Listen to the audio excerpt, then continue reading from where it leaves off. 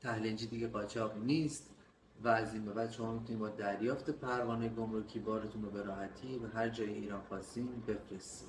این مصوبه جدید دولت هستش که شما با این مصوبه میتونید مجوز لازم اخذ کنین و بدون نیاز به اون خودروهای شوتی که خطرات و دردسر خاص خودشو داشت به هر جای ایران خواستین بارتون رو بفرستید.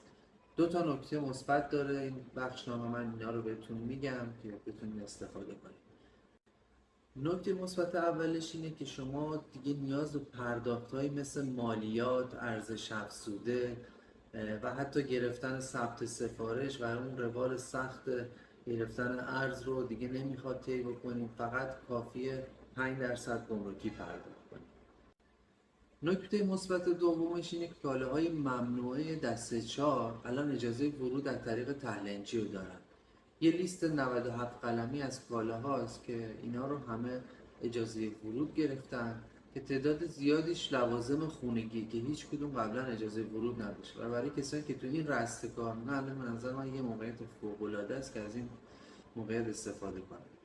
و در آخر اگه کسی این لیست 97 قلم کالا رو میخواد کافیه کلمه لیست رو این پایین کامنت کنه که من براش دایرکت ارسال کنم.